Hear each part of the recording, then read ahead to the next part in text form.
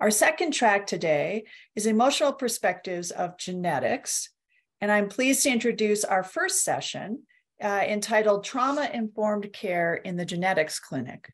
Information will be shared with us today by Dr. Jessica Scott Schwoerer, Amy Gaviglio, and Kelsey Sala-Hamrick. And you can get full information about their bios on the attendee website. Please reference this CEU screen for accreditation information and disclosure statements. Our speakers for this session have no disclosures. And there's also the opportunity to learn more about obtaining continuing education under that tab on the attendee website. The learning objectives are outlined here, and I invite our presenters to begin their presentation. Thank you for joining us today.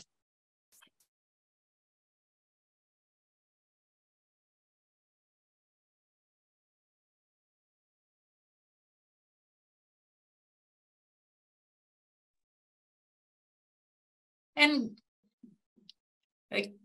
there, it looks like we're all set up and ready to begin. Thank you so much for inviting us to talk today.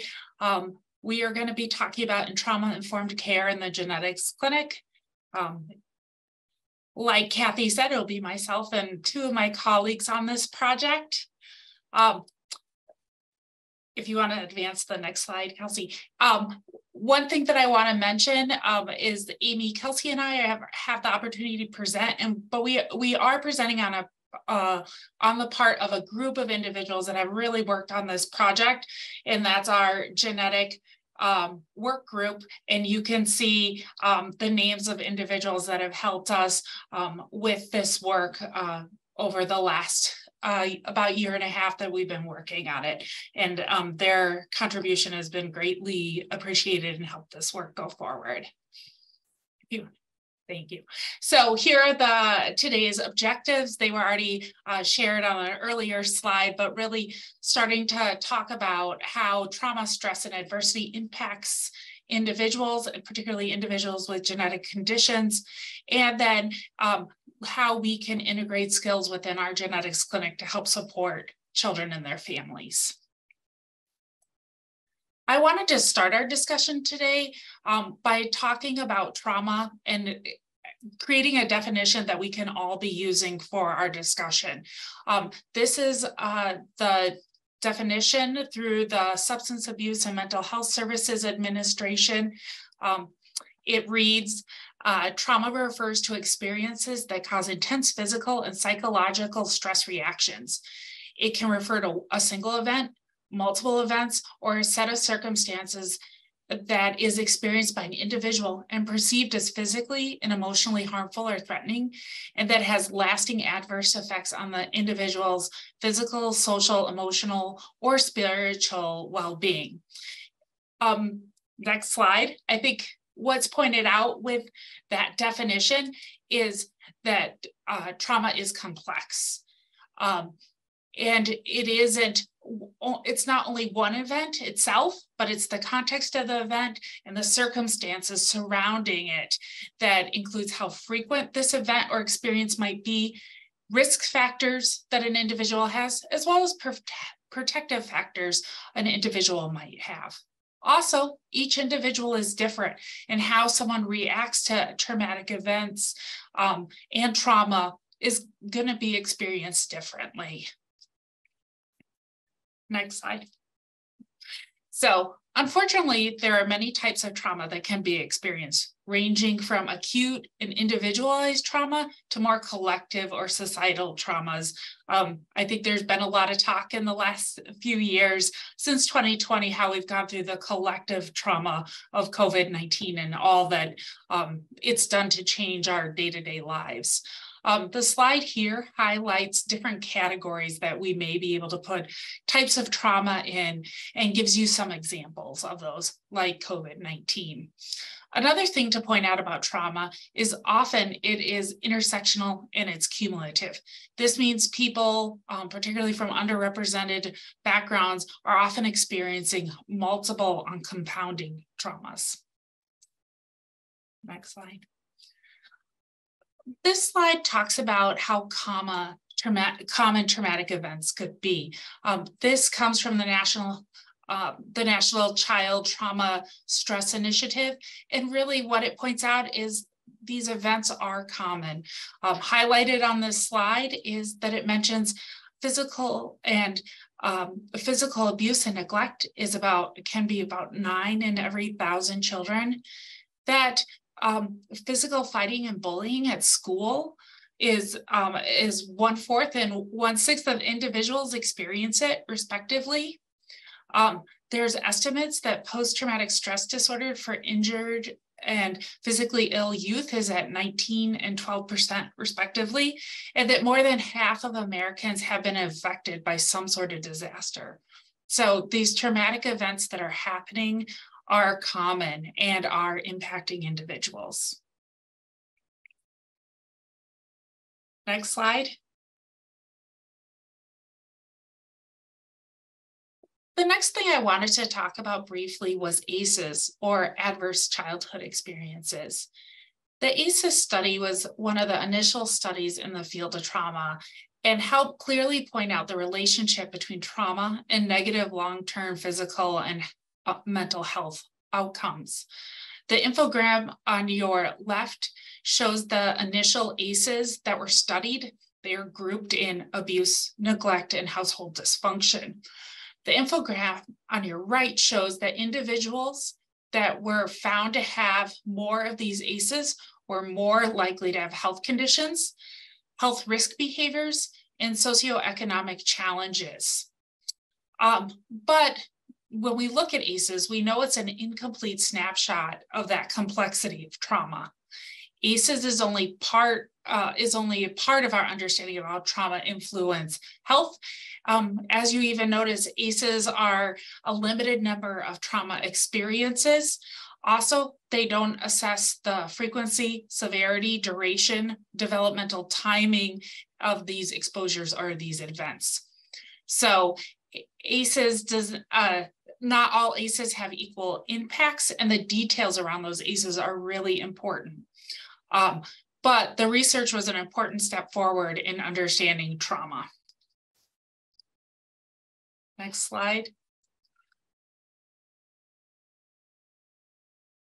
I would like to take a moment with this slide and talk a bit how trauma can impact individuals. We all know the human body is made to respond to stress. We have a complicated system where the stress body tells many organs of the body to respond to this stress, like you see depicted on the diagram on the left. And we know some stress is good. It can help us get through an experience that turns out just fine. Sometimes stress is tolerable, particularly if it's buffered by supportive relationships. But we also know this stress can be toxic, and it can be related to a prolonged activation of the stress response. On the right, you'll see the car there, and that leads me to an analogy that I've heard in a way of thinking about the stress response is that imagine that stress is like a car that's been revving. You rev it once or twice, it goes faster, and really it's not a problem. You're doing well. You got where you needed to go with that revving. But if the engine is revved over and over again for days or weeks at a time, that's going to impact how the engine and the car as a whole works. So you can think of this stress or this toxic stress is revving that engine over and over again for a long period of time. And for many individuals, that is going to have an impact on their well-being. Next slide. This is a chart here kind of talking about what will that impact on their well-being be.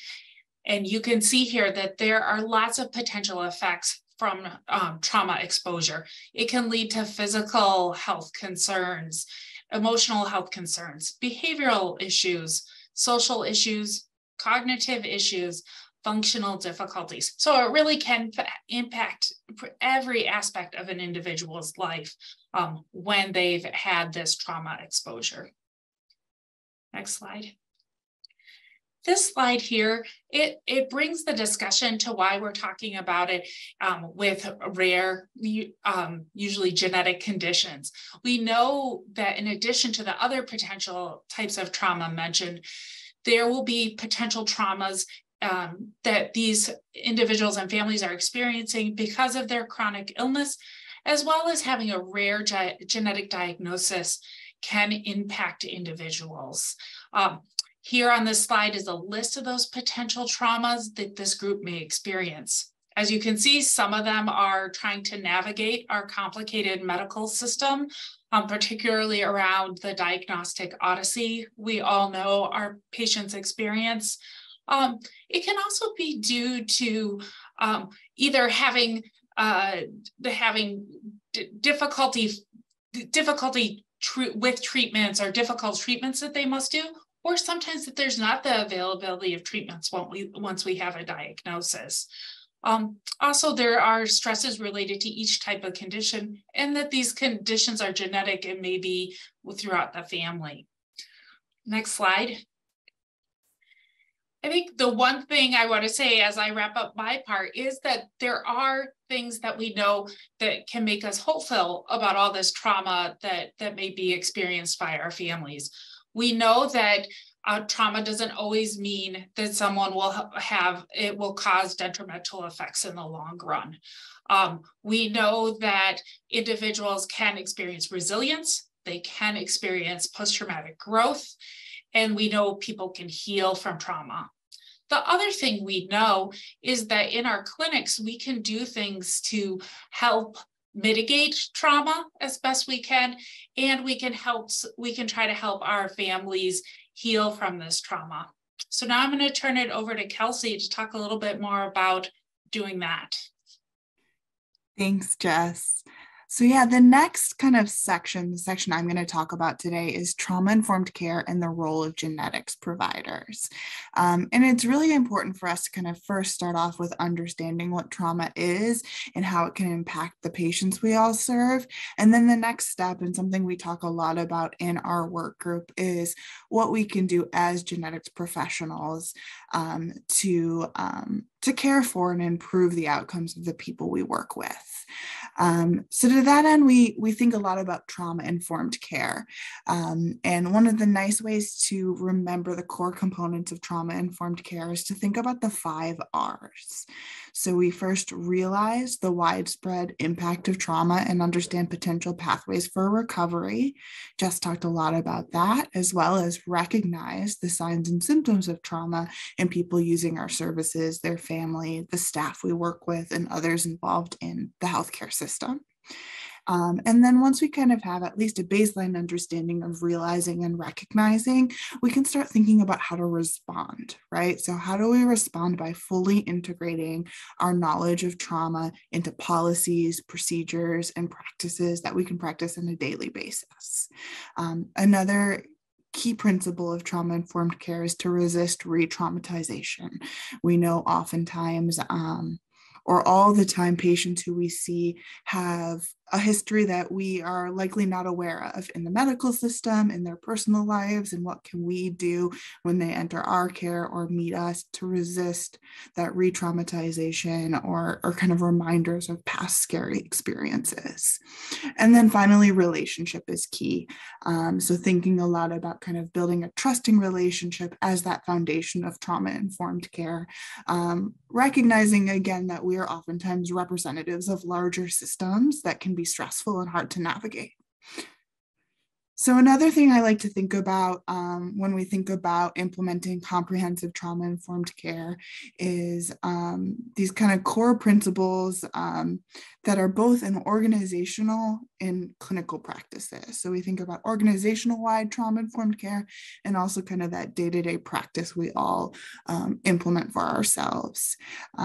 And what we want to think about is ways we can empower patients. One of the things that happens when people experience trauma is they might start to, as we kind of described in the first section, they might start to feel a lack of trust, a lack of safety, a lack of empowerment or choice. So everything we do when we're doing something from a trauma-informed care lens is to really focus on giving back that empowerment, that choice, that collaboration, safety, trustworthiness back to the patients as much as possible.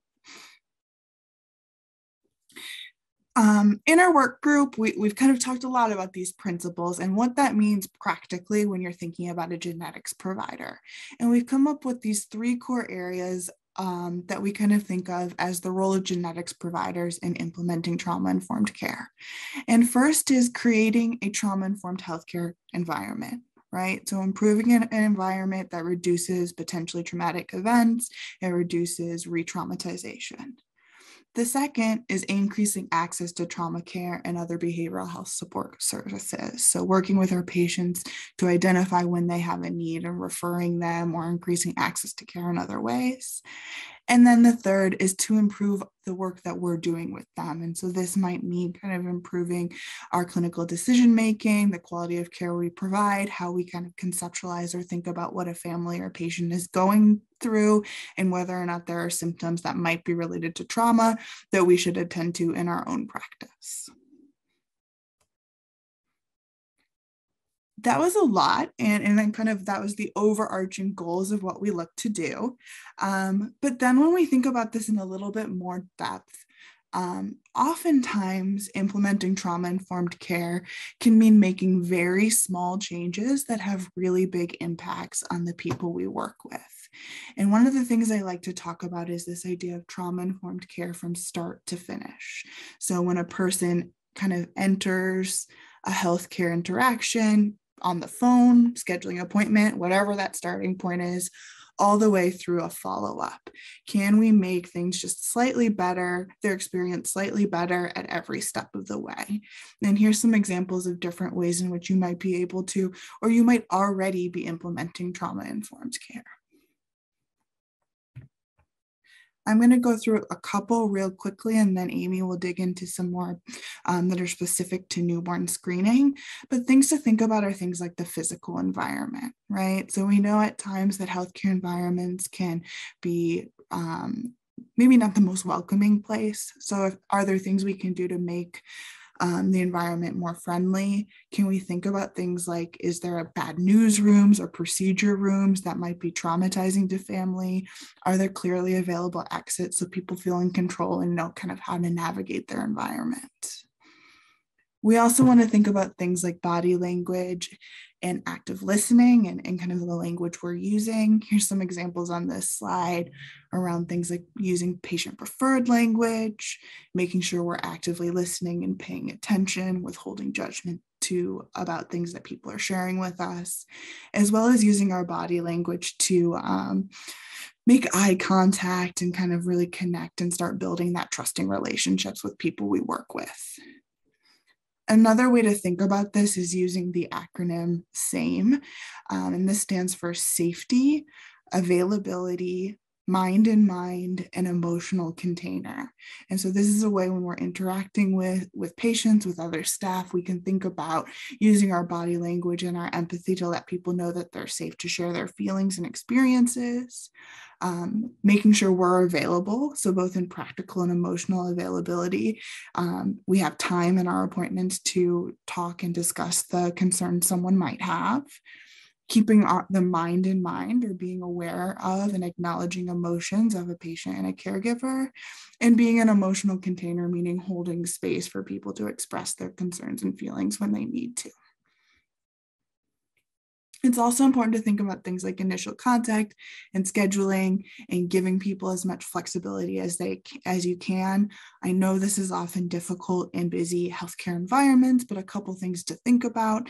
It's also really important to kind of explain who you are and what your role is in the process right up at the front. So again, people kind of know what they're getting into, know what to expect. And finally, one of the key things about trauma-informed care that we also want to think about is thinking about support for providers and staff. So true trauma-informed care means we also need to be taking care of ourselves and our colleagues. We all do this work that can oftentimes be difficult. And you've probably heard the analogy of putting on the oxygen mask for yourself before putting it on someone else. So just thinking about ways in which we can take care of ourselves and support other providers and staff as well. Things we might want to think about are things like building in supervision time, support groups, mental health days, breaks. We could have a whole nother presentation on secondary traumatic stress and compassion fatigue in providers, but it is important to just acknowledge that this work is difficult, and we want to also make sure we're taking care of ourselves and each other. And with that, I think I'm going to hand it over to Amy. All right. So thank you so much, Kelsey and Jess, for really kind of setting the tone. And for the remainder of our time, we wanted to talk about how we might utilize or implement trauma-informed care approaches within the newborn screening system. And really, this has been an area where potential trauma, I think, has largely been ignored or at least not addressed. And I think likely it's because it can be difficult to hold kind of two seemingly dichotomous ideas in our head, that newborn screening both saves or greatly improves lives, and it may cause or result in traumatic experiences. So next slide, please. Perfect. So I think when most of us think about newborn screening, we often focus or think primarily about the analytical component, the actual testing of the dried blood spot or the provision of point of care newborn hearing or heart screening. But as this slide shows, newborn screening is so much more than just the test. And especially for those who are found to have a rare disease through newborn screening, it is really just the beginning of a new journey and one that most families were not expecting. And so as we look at kind of the journey of newborn screening or the journey of rare diseases, we can see that there are really a number of time points and experiences that can result in or lead to trauma. I mean, the prenatal and neonatal periods, that can be just previous experience with pregnancy, or difficult deliveries, a lack of access to prenatal or good neonatal care, insurance concerns, lack of education and awareness, not having a support system around you, or just the stress and anxiety that come naturally, I think, in that period of time. If we move along the journey, and again, here we focus primarily on those individuals who have actionable or positive screening results and need further workup. Again, we'll see a lot of the same potential trauma triggers here. So again, lack of education or awareness, especially for a rare disease where the physician or clinic may have never heard of the disease, and certainly maybe never seen someone with this disease. As we talk about genetics, there's still a pretty pervasive sentiment of fear and stigma and guilt, misinformation, mistrust in the medical system, or cultural differences as well. And then as we continue again, kind of down the journey and think more about the actual diagnosis, or in some cases, false positive result, which can be potentially traumatic in and of itself, as well as the treatment, we see again the same thing. Can still take numerous tests to figure out what's going on. There may be components of ambiguity or uncertainty in these diseases, and some of the treatments are quite invasive and potentially life-threatening in and of themselves. So just taken all together, it's important for us to really think about newborn screening in this way and think about the areas where we can mitigate trauma. Next slide, please. So, of course, it's one thing to know that there is a potential for trauma in this process, and it's a whole other thing to begin to address it. So really kind of that respond component of the trauma-informed care principles that Kelsey outlined earlier. And addressing potential for medical trauma needs to start often with some sort of implementation of assessments, because like most things, and especially in the emotional aspect space, this assessment can be accomplished kind of both verbally or almost quantitatively, as well as kind of non-verbally or qualitatively. So these are some tips for starting to think about just assessing for trauma in the genetics clinic. Obviously, when you're taking the medical or family history, making sure that you're not, just asking about the pregnancy history or medical symptoms themselves, but how those have impacted the family and their well-being. In addition, you can look out for a number of different behavioral cues, which may be seen in both children as well as family members. So things like, you can often tell when someone isn't trustworthy or isn't trusting of someone. Are they hypervigilant? Are they exhibiting unexplained physical symptoms, reporting sleep problems, or other types of kind of behavioral issues that can arise as a result of trauma? But truly the best way to assess is to implement more of a standard practice of utilizing universal and validated screening and assessment measures for trauma. Next slide, please. So several of these assessments currently exist, and as an extension of our work, we are looking to create kind of an implementation toolkit for genetics clinics, and we'll talk about that in a little bit at the end. But in the meantime, these again are some tips for getting started with implementation.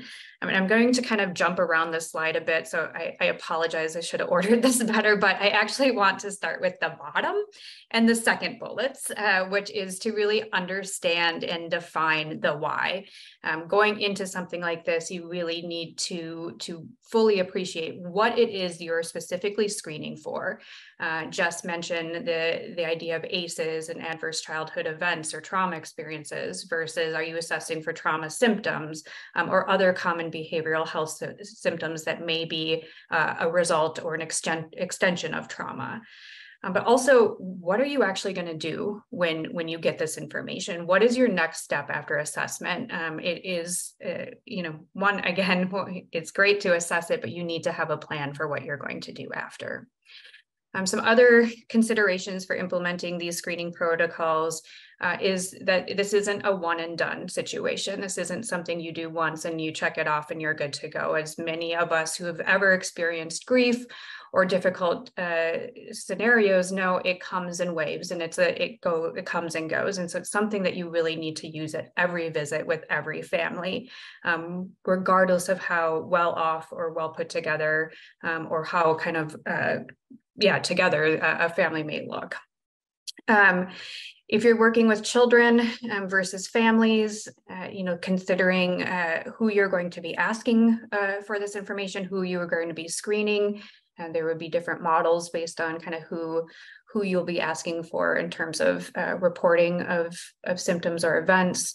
If you need language translation or other types of interpreter services, and also really choosing and looking at the different screening assessments available and making sure that it's actually been validated in the population you serve. If you are going to be focusing on children, you would not want to use an assessment that's only been validated in, say, the geriatric population, for example.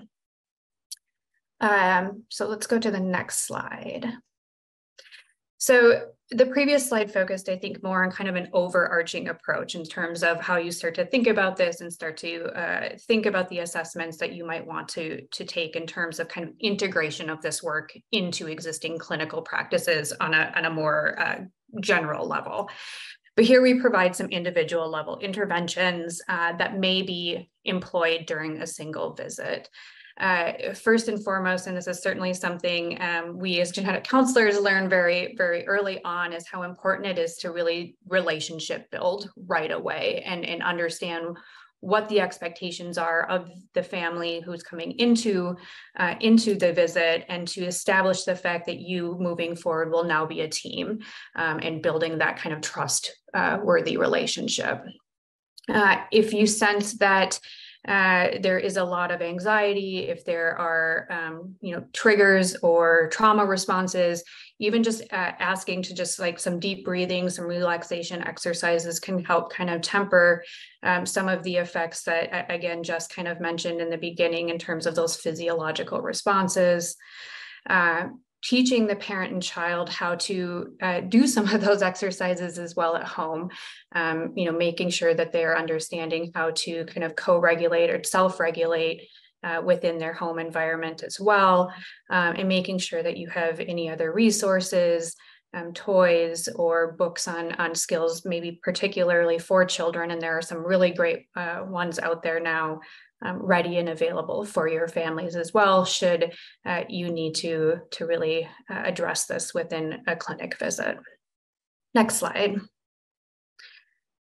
So, of course, and I've said this already, but assessing for trauma and providing those brief interventions are certainly not enough on their own to address and try to mitigate the effects of trauma. So any trauma-informed care implementation plan should absolutely be very clear on what happens next if you do identify a family or a patient who is experiencing trauma. And so again, we've highlighted kind of 4 things that you as practitioners or genetics providers or even public health providers can think about in terms of what to do for these families. So first is familiarizing yourself with supports that may be available in your community, and making sure that you really understand what those supports are, and that it's not just always a blanket referral to the same thing, but to really tailor the recommendations and the referrals to what that family actually needs.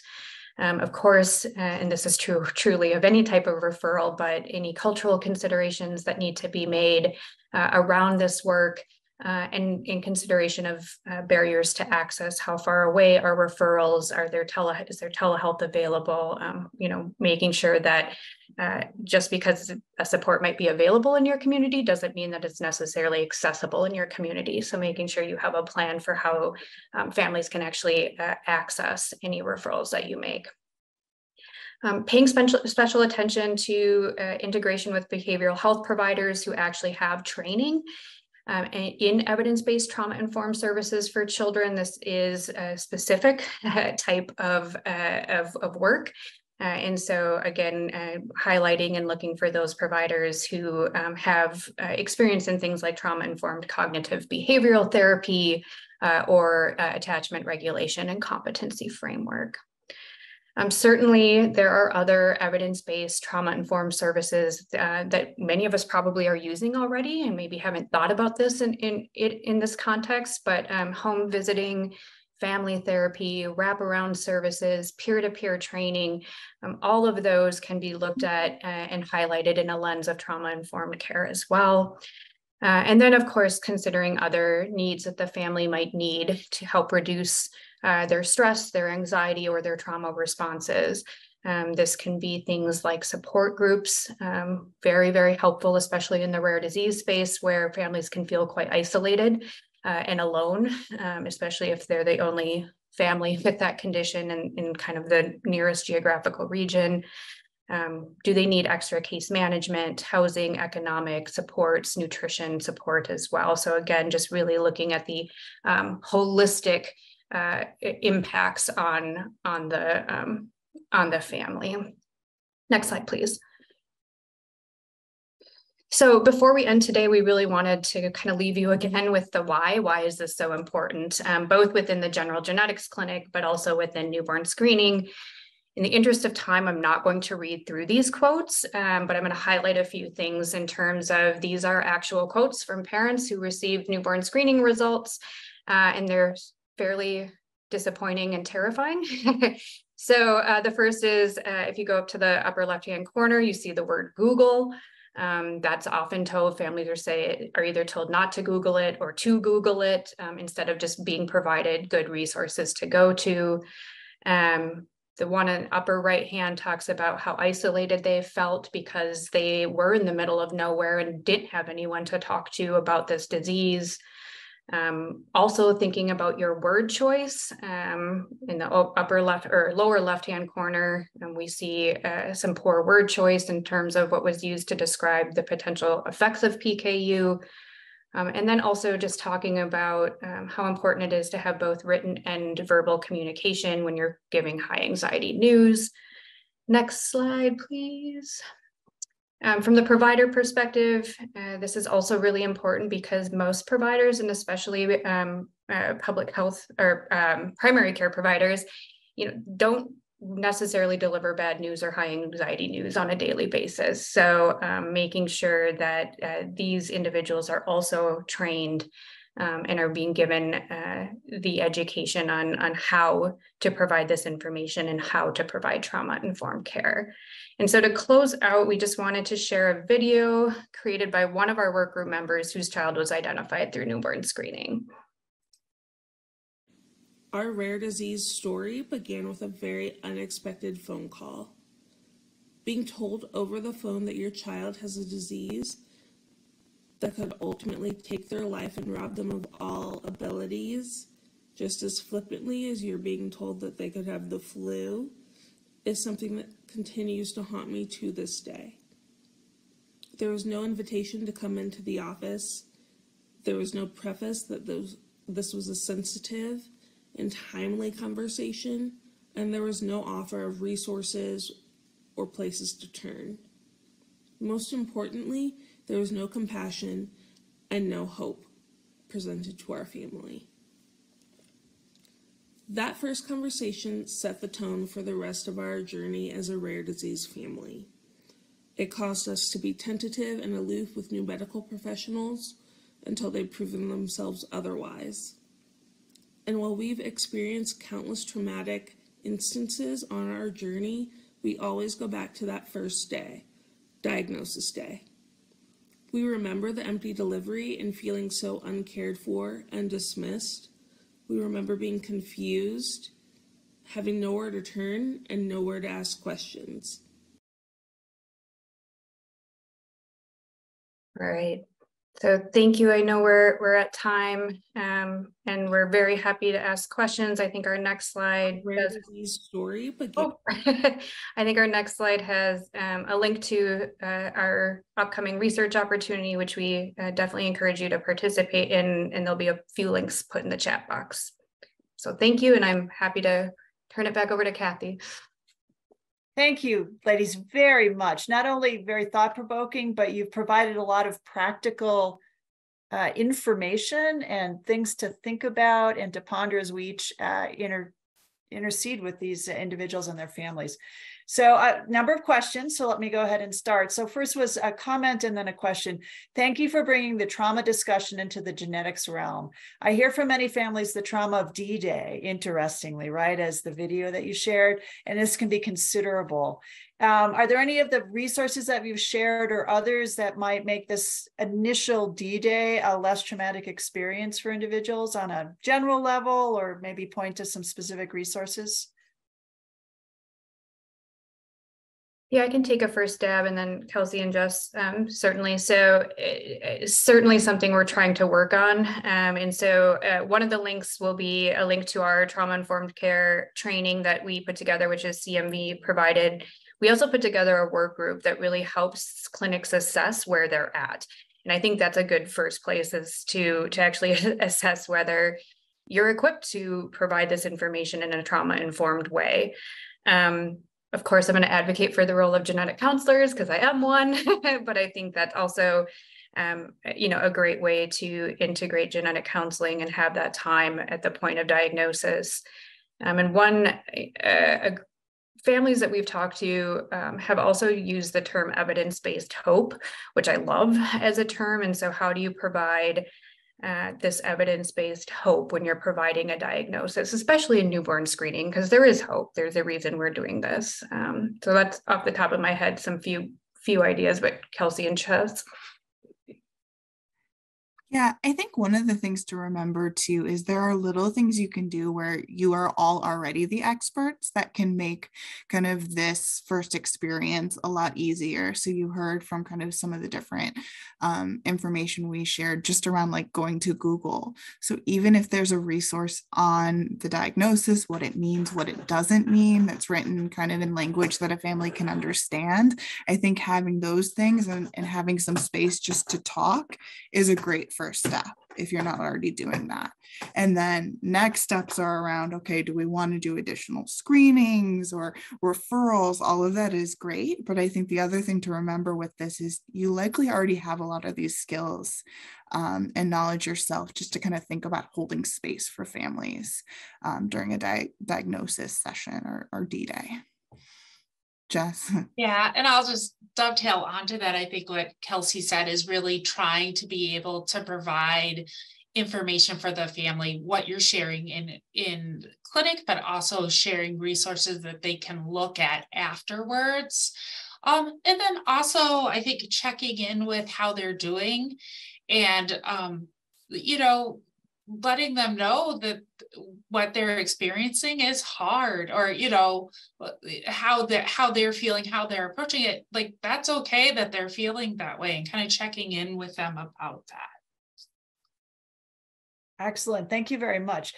Picking up the theme of provider well-being and provider care, and in this case, trainee, there's a question about, are there resources to help graduate students navigate genetic counseling field work rotations while they're also experiencing or dealing with their own personal trauma? Oh, wow, that is such a brilliant question. And I don't know that I have the answer other than I would highly recommend posing that question to the National Society of Genetic Counselors and asking if there are resources available, and if there are not, pushing for those resources, because I do think you are right. That is potentially an overlooked space when we think about providers, are those providers that are still in training. I'm sorry, that's probably an unsatisfactory answer, but I think it's a great question. And if I can help you make that happen, reach out to me. But it should, I would reach out to NSGC. Right, very good. I'll also share just a couple quick things. I'm coming from a clinical psychology lens, so forgive me if I'm speaking about things that don't exist, but I think having time with a supervisor or a mentor in the field who is more experienced, just to process some things, skills are really important, but also having time to process. I'm a clinician now, or I'm a provider now. What does that mean? The other thing I'll just say, please seek out your own individual therapy care, your own, if there are support groups, they don't have to be specific to specific fields. There are kind of grad student support groups that can be helpful to manage a lot of stress. And then the last thing, and I think it's on our website, is a book. It's called Trauma Stewardship. I recommend it to everyone who is kind of a caregiver. It's a good book. It's not specifically for genetics professionals, but it's just for different providers who are working with people who've experienced trauma. And I will say the last thing is you can look at each of your institutions and see what they're providing and what they're talking about. I think more and more institutions also have trauma-informed resources for their workforce. Awesome. Thank you. Excellent answers. You had some answers. Thank you. Next question is, as someone in the early intervention field that has parents dealing with trauma from medical and their child being tested for everything and getting no answers, how can we provide better support to the parent and reduce the possibility of triggering the parent just by talking about it, right? What are there techniques or approaches you would recommend?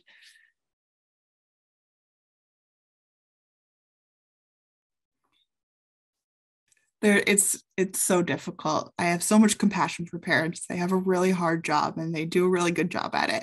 But I think just a couple things, and Amy and Jess, please chime in, is just thinking about ways, again, to refer parents to different support services when possible, things like respite care, depending on what kind of settings. I know when I was working in inpatient hospitals, I would sometimes just say, like, I'm going to be meeting with your kid for the next 5 minutes. Why don't you walk down the hall? Just take a few minutes. That can make a really big difference for families. In terms of kind of managing difficult conversations, if you can let them know ahead of time when the more stressful conversations or difficult conversations are going to happen, and maybe if possible, invite them to bring someone with them. Invite them to bring someone who can take notes if it's hard to remember and juggle all of those things. Help remind them yourself to take notes. It can be hard when you're getting a lot of information to remember to write it all down. So just little things again like that can be really helpful. Yeah, I think of a couple of potential places where families may be able to reach out. There's the Undiagnosed Research or Undiagnosed Disease Network, the UDN. So for those families, especially who are caught and still in the middle of that diagnostic odyssey, that can be a nice place to find other family members who are going through that. There's also a great service. It's out of the UK, unfortunately, but I think we still have access to it. And that is called Rare Minds. And that's actually mental health services specifically for rare disease families. So I might look at those.